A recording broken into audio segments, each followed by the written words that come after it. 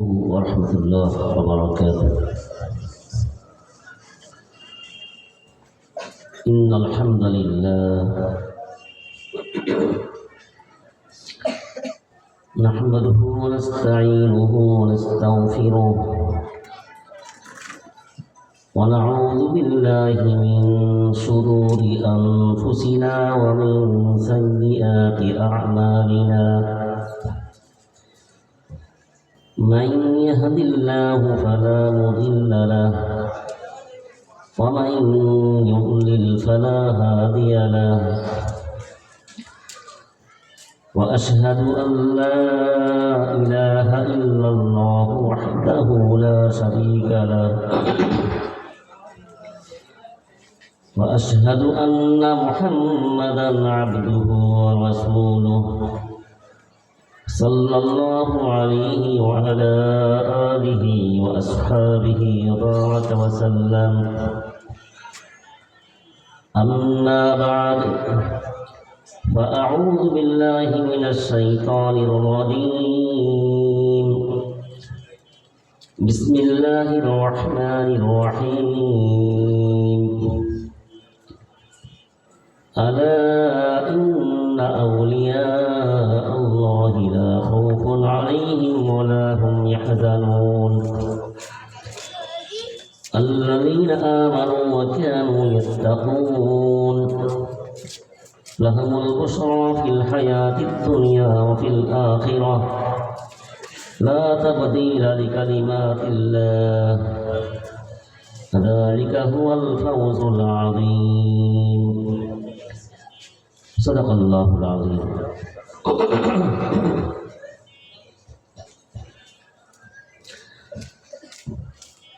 28 নম্বর word ইমাম পরিষদের উদ্যোগে আয়োজিত দ্বিতীয় বার্ষিক ওয়াজ মাহফিলে উপস্থিত আমার ওয়ার্ডের ইমামগণ, উপস্থিত আমাদের প্রিয় মুসল্লি ভাইয়েরা,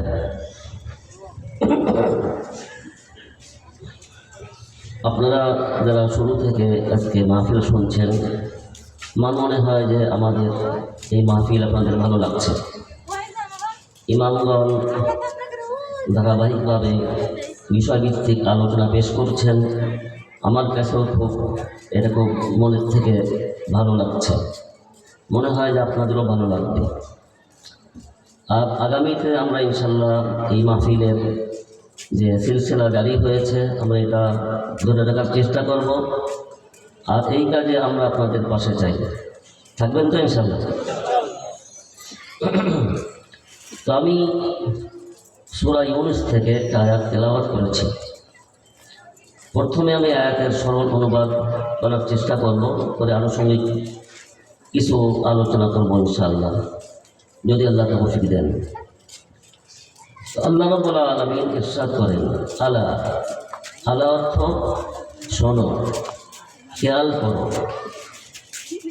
ইন্না আউলিয়া আল্লাহ লা খাউফুন আলাইহিম ওয়া লা হুম ইয়াহজানুন। নিশ্চয় আল্লাহর ওলিদের ভয় নেই এবং তারা দুশ্চিন্তাগ্রস্ত হবে না। আল্লাযীনা আমানু ওয়া কানু ইয়াত্তাকুন, যারা বিশ্বাস করে বা যারা তাকওয়ার ভিত্তিতে জীবনযাপন করে, তাদের জন্য রয়েছে পার্থিব জীবনে সুসংবাদ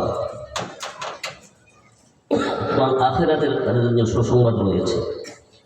আর আল্লাহর বাণী কেউ পরিবর্তন করতে পারে না, আর এটাই হলো চরম সফলতা। তো আমরা আউলিয়া শব্দ শুনলে আমাদের মনটা একটু দুর্বল হয়ে যায়। আউলিয়া শুনলে আমাদের একটা আবেগ জাগ্রত হয় মনের মধ্যে। আল্লাহর ওলি তার মানে অনেক কিছু। আমরা আল্লাহর ওলি বলতে বুঝি খাজা মঈনুদ্দিন চিশতি রহমতুল্লাহ আলাইহির কথা, শাহজালাল রহমতুল্লাহ আলাইহির কথা, শাহফরান এবং খাজা খান জাহান আলীর কথাগুলা আমাদের মনের মধ্যে, আমাদের চিত্তে ভেসে ওঠে যে তারা আল্লাহর ওলি ছিলেন। তো আল্লাহর ওলি চলে গেছে, বর্তমান সময়ে যে আল্লাহর ওলি আছে কি নাই এ সম্পর্কে আমাদের কোনো ধারণা নেই। আর আল্লাহর ওলি হওয়ার জন্য কি কি করতে হয়, কি আমল করতে হয়, এটা সম্পর্কে আমাদের খুবই একটা বিভ্রান্তি রয়েছে আমাদের সমাজে। এবং আল্লাহ ওলিদের পরিচয়, তাদের ক্ষমতা কতটুকু, এই সমস্ত বিষয়ে আমাদের অনেক বিভ্রান্তি রয়েছে। আমি সেগুলো মূলত আলোচনা করতে চাই। আমি একটা গল্প বলতে চাই, যে গল্পটা বলছি এটা শুধু বোঝানোর জন্য, এটা বাস্তবসম্মত নয়। যারা এখানে বিভিন্ন মাহফিল শুনে থাকেন, বিশেষ করে যারা বিভিন্ন পীরের আঙ্গিনায় যাওয়া আসা করেন, তারা এই গল্পটা শুনে থাকবেন। ইব্রাহিম আদহাম নামে একজন বাদশাহ ছিলেন। তো ইব্রাহিম আদহাম রাতে ঘুমাচ্ছেন, বাদশাহ হঠাৎ করে রাতে, গভীর রাতে উনি শুনছেন ছাদে কেন ঠক ঠক করে। তো ওনার ঘুম ভেঙে গেছে যে এই গভীর রাতে কে আবার ছাদে আসলো। তো ওই ঠক ঠক হচ্ছেই। এক পর্যায়ে উনি বিছানা ত্যাগ করে উনি ছাদে গেছেন, যা দেখেন যে একটা লোক ঠকঠাক করছে। বললেন যে তুমি এখানে কি করো? তো সে বলে যে আমার উট হারিয়ে গেছে, উটের তালাশে আমি এখানে এসেছি। তো ইব্রাহিম আদম বলছেন যে তুমি কি পাগল? উট কি কোনোদিন ছাদে ওঠে নাকি? উট কি ছাদে পাওয়া যায়? তখন ওই লোকটা বলছে যে আপনি তো আমার থেকে বেশি পাগল, আপনি আল্লাহর ওলি হতে চান, আল্লাহকে চান, এই প্রাসাদে কি আল্লাহকে পাওয়া যায়? আল্লাহকে পেতে হলে তো জঙ্গলে গিয়ে ধ্যান করতে হয়, জিকির করতে হয়। এরপরে ইব্রাহিম আদম জঙ্গলে যান এবং সেখানে জিকির আজকার করেন এবং তিনি আল্লাহর ওলি হয়ে গেছেন। এই যে গল্পটা আমি বললাম, এটা কিন্তু শুধু আমি বলেছি এটা যে ভিত্তিহীন গল্প, এইটা বোঝানোর জন্য, এখন ভিত্তি নাই। আচ্ছা, আমি যদি জিজ্ঞাসা করি, আপনারা বলতে পারবেন হযরত আবু বকর সিদ্দিক রাদিয়াল্লাহু আনহু কি বেশি বড় ওলি ছিলেন, না খাজা মুঈনুদ্দিন চিশতি বা বড় পীর আব্দুল কাদের জিলানী রাদিয়াল্লাহু বড় পীর কে বড় ছিলেন? আবু বকর সিদ্দিক রাদিয়াল্লাহু আনহু কি জঙ্গলে গিয়েছিলেন? তিনি কি করেছেন? সারা জীবন রাসূলের সঙ্গে থেকেছেন এবং রাসূল সাল্লাল্লাহু আলাইহি ওয়াসাল্লাম যখন মক্কা থেকে মদিনা হিজরত করেছেন তখন নবীর সঙ্গে কে ছিলেন? আবু বকর রাদিয়াল্লাহু আনহু ছিলেন। এবং নবীর ইন্তেকালের পরে মদিনার শাসনভার কার উপরে আসে? তো তিনি বিচার মীমাংসা করেছেন এবং মুজাহিদদেরকে জিহাদের জন্য পাঠিয়েছেন,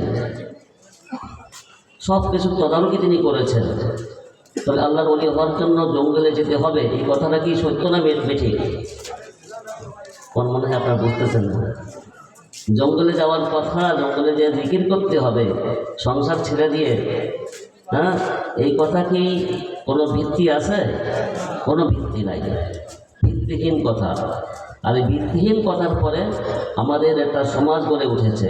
আমরা মনে করি আল্লাহর ওলি হতে গেলে অবশ্যই তাকে অনেক সাধনা করতে হবে, অনেক আমল করতে হবে, তারপর সে আল্লাহর ওলি হতে পারবে। কিন্তু আমি এই আয়াত দিয়ে প্রমাণ করবো যে এগুলো ভিত্তিহীন, এর কোনো ভিত্তি নাই, ভিত্তিহীন কথা। এরপরে আল্লাহর ওলিদের সম্পর্কে আমাদের ধারণা আছে। আল্লাহর ওলি হলে কি হবে? তার কথায় সন্তান হবে, তার কথায় বিপদ দূর হয়ে যাবে, মুর্দা জিন্দা হয়ে যাবে। তবে হুজুর সাল্লাল্লাহু আলাইহি ওয়াসাল্লামের চাচা হামজা রাদিয়াল্লাহু আনহু শহীদ হয়েছিলেন। হুজুর কেঁদেছেন, চোখে পানি ঝরেছে। রাসূলের সবচেয়ে ছোট ছেলে ইব্রাহিম নামে, তিনি 17 মাস বয়সে ইন্তেকাল করেছেন। রাসূল সাল্লাল্লাহু আলাইহি ওয়াসাল্লামের চোখ দিয়ে পানি পড়েছে। তা আল্লাহ রসুল যদি, আল্লাহ রসুলের থেকে বড় পীর কেউ আছে? আল্লাহ রসুল সাল্লাল্লাহু আলাইহি ওয়াসাল্লাম কি তার ছেলেকে জিন্দা করেছেন? পারতেন না, পারতেন। এখন আল্লাহ এই কথা কাউকে দেন নাই। আল্লাহ রাব্বুল আলামিন মৃত্যু, জীবন মৃত্যু তার হাতে রেখেছেন, এইটা কারোরকে দেন নাই। নবীদেরও দেন নাই, কাউকে দেন নাই। কাজেই তো যারা বিশ্বাস করে যে আল্লাহর ওলি হলে সে মুর্দা জিন্দা করতে পারে, সে রোগীকে সুস্থ করে দিতে পারে, সে বিপদ কাটিয়ে দিতে পারে, তার ফুতে গ্লাস ফেলে যায়, গাড়ি থেমে যায়, এটা আল্লাহ বলা আর অনেক সময় দেখান মুজিজা কারামাত দেখান, এটা আল্লাহ সম্মান দেখান কাউকে হয়ে যায়, কিন্তু এটা তার ক্ষমতা নয়, এটা তার ক্ষমতা নয়। এটা কখনো কখনো আল্লাহ তার বান্দাকে সম্মান করে একটা ঘটনা দেখায় দিয়েছেন, তার মানে এটা না যে তিনি এটা করতে পারেন। এবং আল্লাহ ওলি হওয়ার জন্য এটা নির্ভরশীল, মানে এটা কোনো তার জন্য জরুরি বিষয় না যে তাকে এইটা হতে হবে, তাকে এটা করতে হবে।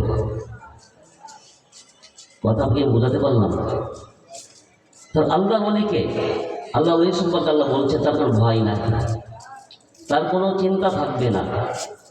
এখানে আল্লাহ বলেন নাই যে দুনিয়া আখেরাতে কোনো বলেন নাই, তাহলে আমরা ধরে নেব দুনিয়াও তার ভয় নাই, আখেরাতেও তার চিন্তা থাকবে না, ভয় থাকবে না। দুনিয়া সে হতাশ হবে না, আখেরাতেও তার হতাশাটাকে স্পর্শ করবে না। এখন আমরা তো দেখি যে দুনিয়াতে ভয় থাকে না, আল্লাহ ওয়ালাদের ভয় থাকে। দেখেন, ভয় একটা ভয়ের জিনিস আছে, কিন্তু সে ভয়কে উপেক্ষা করে, ভয়কে জয় করে।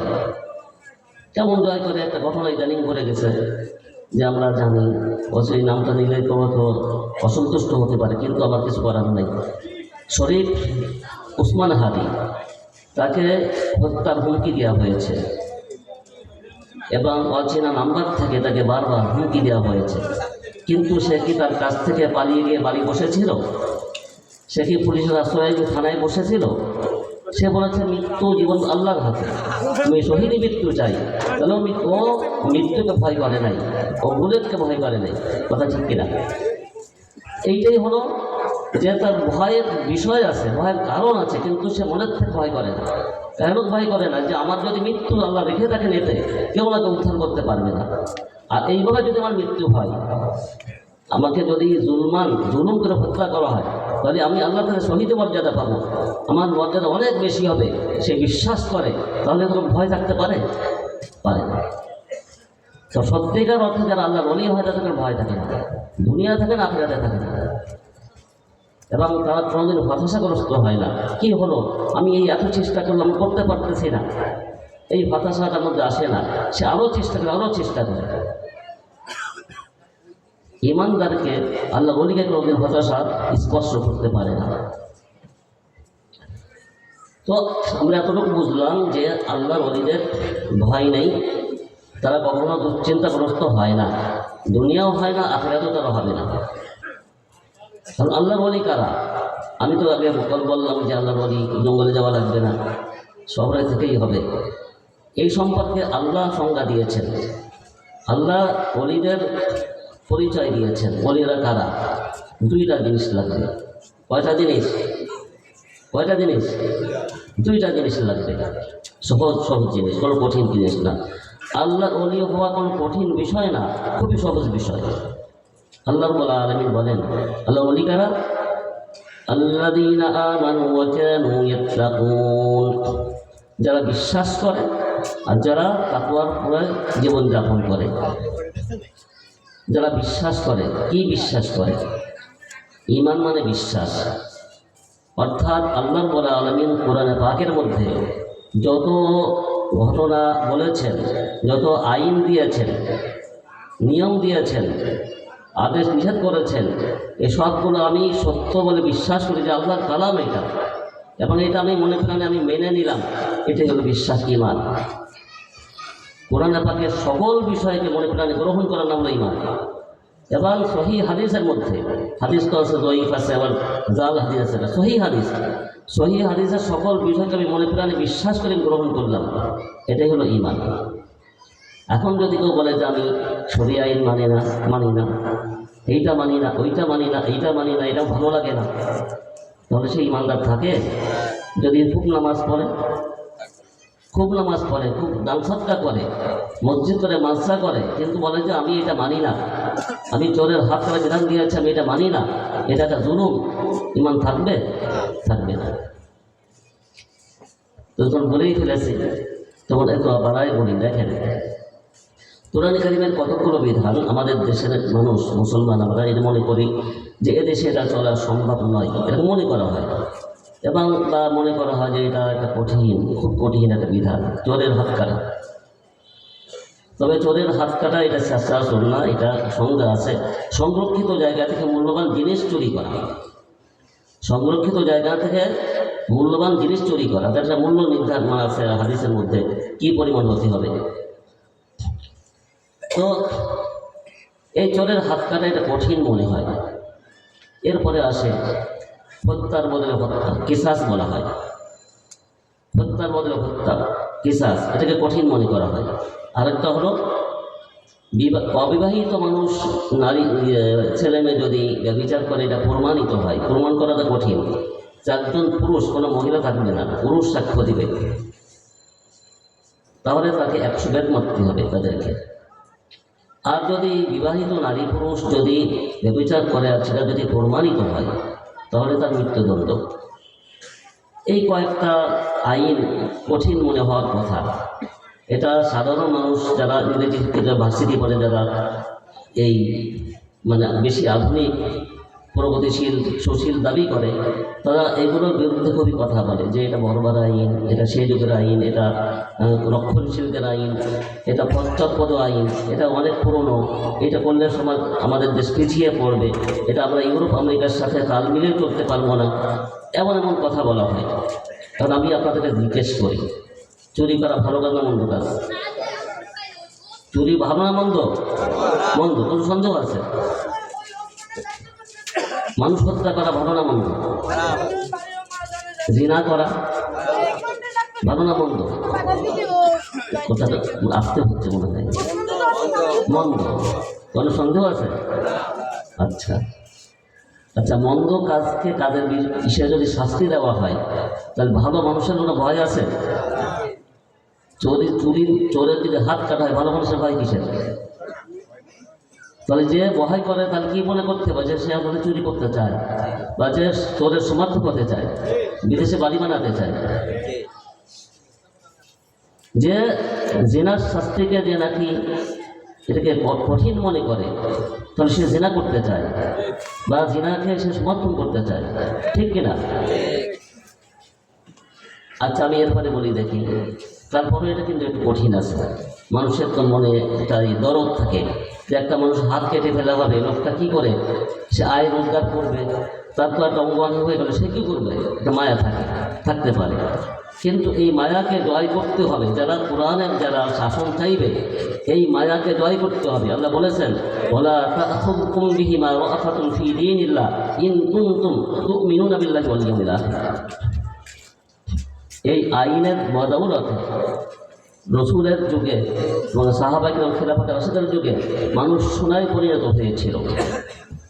কারণ আইন যত কঠিন হয়, জনগণ তত ভালো হয়। আইন যত কঠিন, জনগণ ভালো। এটা একটা উদাহরণ দেই। আমাদের দেশে স্কুল তো আমাদের এখানে যে সাধারণ স্কুলগুলো আছে, সরকারি বেসরকারি, আর কিছু আছে cadet school, cadet college. Cadet college থেকে সামরিক অফিসার হয়, কমিশন প্রাপ্ত অফিসার হয়, সেখান থেকে কর্নেল, ব্রিগেডিয়ার এগুলো হয় ক্যাডেট কলেজ থেকে। কারণ ক্যাডেট কলেজ যারা পড়ে তারা অত্যন্ত ভালো হয়। কেন ভালো হয়? আইন কঠিন, সেখানে কামাই দেওয়ার সুযোগ নেই, পরীক্ষায় ফেল করলে তাকে আর উপরে উঠানো হয় না, সবাই শ্বাস পায় না সেখানে। তো আইন কঠিন, যারা পড়া শেষ করে বেরো হয়, তারা কি হয়? অত্যন্ত যোগ্য হয়, সাহসী হয় এবং অত্যন্ত সৎ হয়। এখন আমাদের দেশে যদি শরিয়া আইন চালু হয়, তাহলে মানুষ জনগণ সৎ হবে না খারাপ হবে? সাহসী হবে না ভীতু হবে? পাপকে ঘৃণা করবে না পাপকে ভালোবাসবে? ঘৃণা করবে। তো এই আইন আমরা চাই কিনা?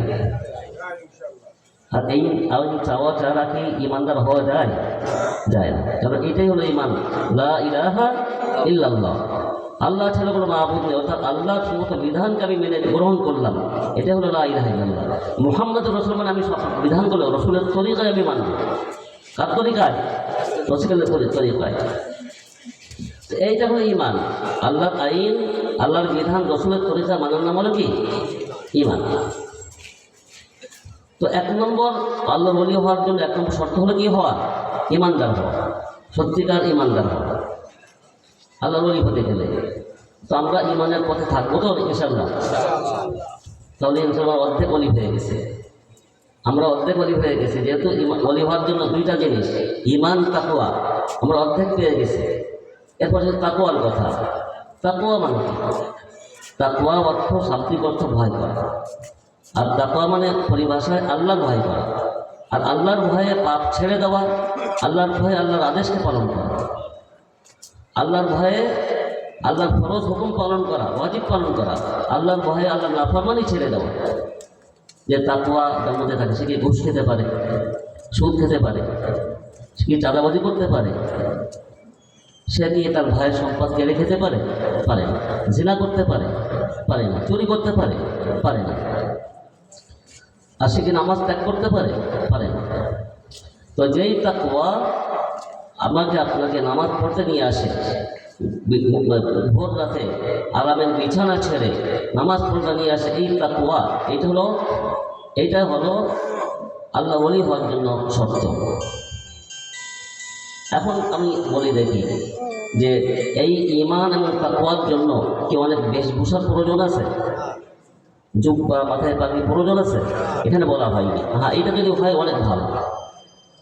এটা হলো আল্লাহওয়ালাদের লিবাস, মাথায় পাগড়ি, মুখে দাড়ি এবং সুন্দর পরিষ্কার পরিচ্ছন্ন জামা, এটা আল্লাহওয়ালাদের পোশাক। কিন্তু ওলি হওয়ার জন্য কোথাও শর্ত দেওয়া হয়নি যে তাকে এইটা করতেই হবে। হ্যাঁ, বাকি সে হারাম কাজ করবে না, দাড়ি কামানো হারাম, এটা সে করতে পারে না। হাজির, তো আমি এত আলোচনার পরে এখন বলতে চাই যে হালাল খাওয়া এটা আল্লাহ বলে জন্য শর্ত। কারণ তাকওয়া যার মধ্যে আছে সে হারাম খেতে পারে না। হারাম খেতে পারে? পারে না। আমি একটা হাদিস বলি আপনাদেরকে। রাসূলুল্লাহ সাল্লাল্লাহু আলাইহি ওয়াসাল্লাম একটা ব্যক্তি সম্পর্কে, মানে এটা হালাল হারামের আলোচনার শেষে রাসূলুল্লাহ সাল্লাল্লাহু আলাইহি ওয়াসাল্লাম একটা উদাহরণ দিচ্ছেন যে একটা লোক দীর্ঘ সফর করেছে। সফর আমরা বুঝি না, 48 মাইল দূরে যাওয়ার নিয়াত করে বের হলে বা দূরে গেলে বাড়ি ফেরার আগ পর্যন্ত সে মুসাফির থাকে। সফর কষ্ট না আরাম? কিছু সফর আরামের আছে, দেখেন আমাদের পিকনিকে যায় ছেলে মেয়েরা লাফায় আর ড্যান্স গায়, গাড়ির মধ্যে অ্যাক্সিডেন্ট করে, ওরা খুব আরাম মনে করে। কিন্তু আসলে সফর তো ওটা কি কষ্টের জায়গা। একভাবে বসে থাকলে গাড়িতে, পানি নাই, বাথরুম নাই, যা আছে সেখানে ময়লা দেওয়া যায় না, নামাজ পড়া যায় না, শুয়ে ঘুমানো যায় না। তা সফর একটা কষ্টের নাকি? আর এখন তো বেশ অনেক আরাম আছে, ভালো রেল আছে, ভালো গাড়ি আছে। কিন্তু রসুলের যুগে তখন তো উট ছিল সফরের বাহন, তো তখন কষ্টটা কত বেশি ছিল। মাথার পরে কোনো ছাদ নাই, পশুর পরে বসা, ও নাড়িয়ে চলে, মানে চলার সময় এরকম নাড়াচাড়া করে। তো রসুল বলেন যে একটা ব্যক্তি সে দীর্ঘ সফর করেছে, তার মাথার চুলগুলো এলোমেলো হয়ে আছে, চেহারায় ধুলাবালি মিশে আছে। তো এই অবস্থায় দোয়া কবুলের সময়, মানুষের যখন নাকি কষ্টের সময় দোয়া করলে আল্লাহ কবুল করেন। কষ্টের সময় যখন তার মনে খুবই ব্যথা, কষ্ট, শারীরিক সে অসুস্থ, তখন যদি আল্লাহকে ডাকা হয়, আল্লাহ তোমার এটা কবুল করো, আল্লাহ কবুল করেন, এটাও নিয়ম। তো রসুল বলেন যে ওই লোকটা দোয়া কবুলের সব আলামতগুলো আছে। সে কষ্ট করেছে সফর করে, তার চেহারা মলিন, তার ধুলাবালি, মাথা এলোমেলো, মানে পাটি, তো সে দোয়া করছে, ইয়া রাব ইয়া রাব। রসুল বলেন যে দুই হাত উঁচু করে সে দোয়া করছে, ইয়া রাব ইয়া রাব, ইহা প্রভু ইয়া প্রভু। রসুল বলেন যে তার পেটের খাবার যেটা হারাম, তার পানীয় হারাম, তার পোশাক হারাম, কিভাবে তার দোয়া কবুল হতে পারে? অর্থাৎ তার দোয়া কবুল হতে পারে না। যদিও দোয়া কবুল হওয়ার সমস্ত বিষয় ছিল, কিন্তু যেহেতু হারাম মাল সে খেয়েছে, হারাম মাল দিয়ে কাপড় কিনেছে, হারাম পানীয় সে পান করেছে, কাজে হারাম যার মধ্যে থাকবে সে তার দোয়া কবুল হতে পারে না। তাহলে হারাম খেয়ে কেউ আল্লাহর ওলি হতে পারে না, কথা ঠিক কিনা? এই জন্য হারাম বর্জন করতে হবে। এখন হারাম বর্জন করে আমাদের আয় করি। আপনি একটু চিন্তা করে দেখেন, গরিব মানুষ যারা রিক্সা চালায় বা কোনো বাড়িতে কামলা খাটে, আমি সেদিন একটা লোককে পেলাম, সে একদিনে 2000 ইট বহন করে সে 3 তলায় তুলেছে। তো আমি জিজ্ঞেস করলাম, চায়ের দোকানে চা খাচ্ছিলাম, তো লোকটা দেখলাম যে খুবই ধুলাবালি, মাথা কাজ করে আসছে, এখনো পর্যন্ত সে পরিষ্কার পরিচ্ছন্ন হয়নি। তখন কী কাজ করেন? বলে ইট উঠাই। 1000 ওঠাতে 700 টাকা দেয়। তো একদিনে কত উঠাতে পারে? তো পারি 3000 পারি। আমি অবাক হয়ে গেলাম। তো একসাথে কতগুলো নেন? 25 খানা। 25 খানা ইট একসাথে মাথায় তোলে। অবাক হবে। তো বলে যে আরও বেশি তুলতে পারে অনেকে। আচ্ছা, সে যে 700 টাকা আয় করলো, 1000 ইট তুলে, 2000 তুলে সে 1400 টাকা আয় করলো, এই আয়টা তার জন্য হালাল না হারাম? কেমন হারাম? সন্দেহ আছে?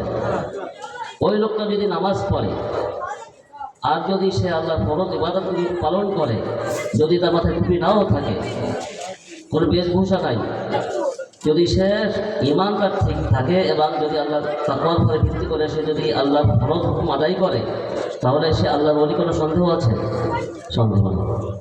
এই জন্য আমাদের সমাজে আল্লাহর ওলি আছে, কিন্তু আমরা চিনি না। অনেক বোঝে না যে আমি আল্লাহর ওলির কাজ করছি, কিন্তু সে জানে না যে আমি আল্লাহর ওলির কাজ করছি।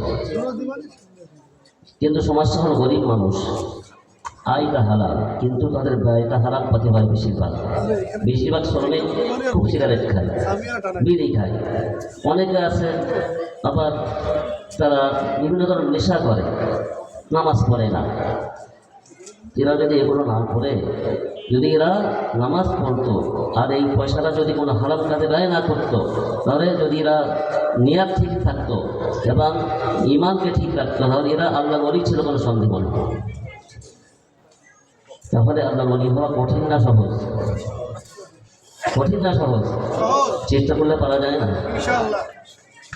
যদি আমরা কোরআনের বিধান চালুর জন্য চেষ্টা করি, পরিপূর্ণ বিশ্বাস করি আর হারাম বর্জন করি।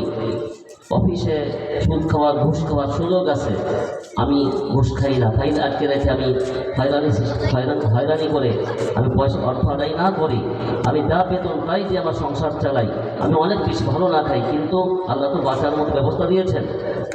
আল্লাহর ওলি হতে পারে সে, আমি আপনি হতে পারি, কিন্তু আমাদের এই লোভ আছে না, দুনিয়া লোভ, এই লোভের কারণে এটা হয় না। আজকে আমাদের দেশটা ধনী না গরিব? আমাদের দেশ গরিব না ধনী?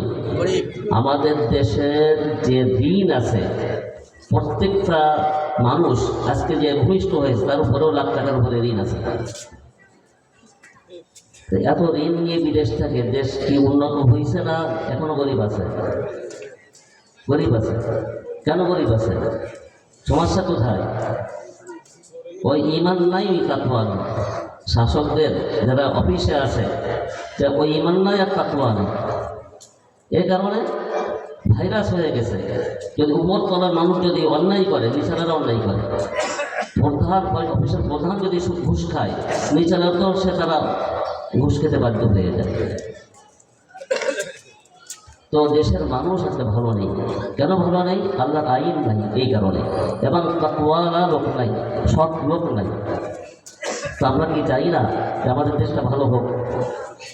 দেখেন, যদি আমাদের দেশ এই অবস্থা চলতে থাকে, আমরা যদি এইভাবে গতানুগতিক যদি আমরা নির্বাচিত তাকওয়া ছাড়া, সৎ লোক ছাড়া আমরা লোক নির্বাচিত করি, তাদের অর্থ আছে, একটা চা খেয়ে বা সে মিছিল করার জন্য গেলে 500 টাকা দেয়, তার সাথে ওয়ার্কে গেলে 500 টাকা দেয়, ওই 500 টাকা নিয়ে যদি আমরা তার পিছনে বলে তাকে ভোট দেই আর জনগণের উদ্বুদ্ধ করি, আর তারা যদি ক্ষমতা আসে, তো সে যদি 5 কোটি টাকা খরচ করে থাকে, তাহলে এখান থেকে সে 20 কোটি টাকা সে উঠাবে। এই 20 কোটি টাকা উঠাবে, কাদের টাকা উঠাবে? আমাদের টাকা উঠাবে। তাহলে দেশ ধনী হবে না গরিব হবে? এই কথাগুলো আমরা যেন বুঝি না, জনগণ যেন বোঝে না।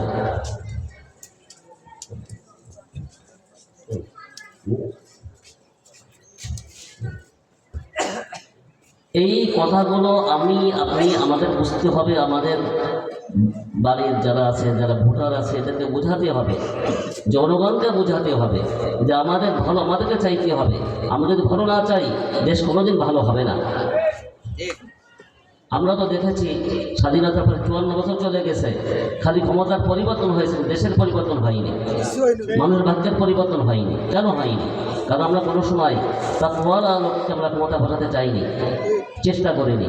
সুযোগ আসছে, আমাদের সুযোগ এসেছে, এই সুযোগকে আমাদেরকে কাজে লাগাতে হবে।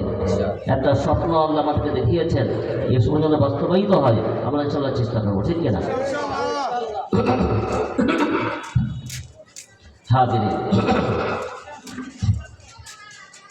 তো আল্লাহ রাব্বুল আলামিন কোরআন পাকের মধ্যে বলেছেন, ইন্না হাযাল কুরআনা ইয়াহদি লিল্লাযী হিয়া আকওয়াম ওয়া ইউবাশশিরুল মুমিনিনা আল্লাযীনা ইয়া'মালুনাস সালিহাতি আন্না লাহুম আজরান কাবীরা।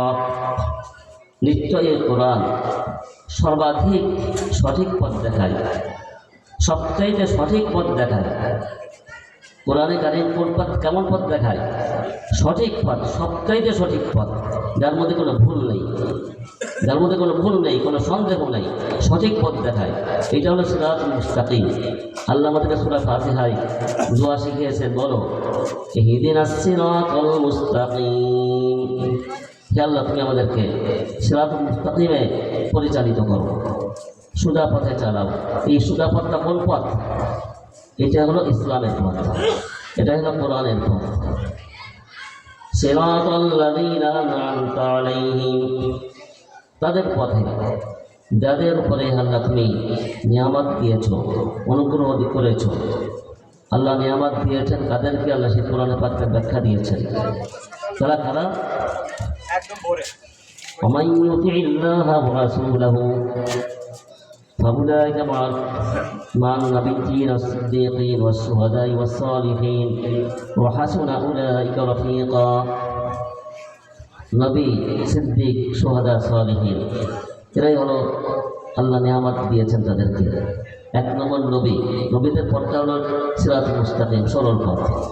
নবীদের পথ কোরআন পাকের মধ্যে 25 জন নবীর আলোচনা আসছে। কতজন? 25 জন। হযরতে আদম আলাইহিস সালাম, নূহ আলাইহিস সালাম, ইব্রাহিম আলাইহিস সালাম, মূসা, ঈসা, এইভাবে 25 জন নবীর কথা আসছে। এই নবীর কথাটা আলাদা কেন হয়েছে? তাদের যে ইতিহাস, এই ইতিহাস এইটা জেনে ওই অনুযায়ী চলার জন্য প্রত্যেক নবী এসেছেন আর বলছেন, ইয়া কওমি ইবুদুল্লাহ ওয়ালা তুশরিকু বিহি শাইয়্যা। হে কওম, হে জাতি, এক আল্লাহর ইবাদত করো, তাওহীদ, এক আল্লাহর ইবাদত করো, এক আল্লাহর গোলামি করো এবং তার সাথে কাউকে শরীক করে না। এটাই সমস্ত নবী এসে বলেছেন। দেখেন, এক এক নবীর যুগে মানুষের এক এক ধরনের পাপ ছিল, তারা এক এক অপরাধে জড়িত ছিল। ওই নবী তাদেরকে সেই অপরাধ থেকে রক্ষা করার চেষ্টা করেছেন, তারা মানে নাই তো আল্লাহ ধ্বংস করে দিয়েছেন। হযরতে লূত আলাইহিস সালাম, নাম শুনেছেন? লূত আলাইহিস সালাম ইব্রাহিম আলাইহিস সালামের ভাগ্নে ছিলেন। ইব্রাহিম আলাইহিস সালামের ভাগ্নে, একই সময় উনি ছোট, উনি বড়। তো আল্লাহ রাব্বুল আলামিন লূত আলাইহিস সালামের কওমের কথা বারবার আলোচনা করেছেন। ওয়ালুতান ইদ ক্বালা লিকওমিহি আতা'তুনাল ফাহিশা মা সাবাকাকুম বিহা মিন আহাদিন মিনাল আলামিন ইন্নাকুম লাতা'তুনার রিজালা শাহওয়াতাম মিন দুনিন নিসা বাল আনতুম কওমুম মুসরিফুন। লূত আলাইহিস সালামের যে কওম ছিল, তারা এমন একটা পাপ করত যে পাপটা আলোচনা করতেও লজ্জা লাগে, যেটা আলোচনার মুখে আনতেও লজ্জা লাগে।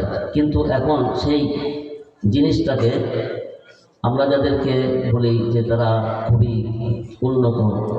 উন্নত দেশে এটা আইনে এটাকে বৈধতা দিয়েছে, সেটা হলো সমকামিতা। সমকামিতা বোঝেন আপনারা নাকি? তার মানে পুরুষের সাথে পুরুষের কাম, যৌন কাম, এটা মানে সম্পাদন করা। এইটা ছিল লূত আলাইহিস সালামের কওমের অভ্যাস। তারা এইটা ছাড়তে নারাজ, এটা তারা করবেই করবে। এই পাপ তাদের মধ্যে এমনভাবে শিকড় গেড়েছিল যে কোনোভাবে তারা এই পাপ ছাড়তে রাজি না। তো লূত আলাইহিস সালাম বললেন, কেন তোমরা এমন একটা অশ্লীল কাজ করো? তোমাদের আগে তো কোনো জাতি এই পাপ করে নাই। মা সাবাকাকুম বিহা মিন আহাদিন মিনাল আলামিন, পৃথিবীর বিশ্বের কোনো জাতি তোমাদের মতোই পাপ করে নাই। তোমরা কেন নারীদের বাদ দিয়ে পুরুষদের সাথে তোমাদের যৌন চাহিদা পূরণ করো? ইন্নাকুম লাতা'তুনা রিজালা শাহওয়াতাম মিন দুনিন নিসা, তোমরা তো একটা সীমা লঙ্ঘনকারী জাতি। লূত আলাইহিস সালাম তাদেরকে ফেরানোর চেষ্টা করলেন। তারা কি বলল জবাবে জানেন? তারা কি জবাব দিয়েছিল? وما كان جواب قومه إلا أن قالوا أخرجوهم من قريتكم إنهم أناس يتطهرون। বললো যে এদেরকে দেশ থেকে বের করে দাও, এদেরকে কি করো, দেশ থেকে বের করো, এরা বেশি পবিত্র মানুষ হয়ে গেছে, বেশি পবিত্র হয়ে গেছে। আমাদের দেশে যারা সুশীল আছে তারা আলেম ওলামাদের বরদাস্ত করতে পারে না। ইসলামী শাসনের কথা শুনলে তাদের কাঠমোদাহ হয়। যেমন নাকি লূত আলাইহিস সালামের কওম, তারা লূত আলাইহিস সালামকে সহ্য করতে পারে নাই, বলে যে এদেরকে দেশ থেকে বহিষ্কার করে দাও, বের করে দাও, বেশি পাক পবিত্র হয়ে গেছে।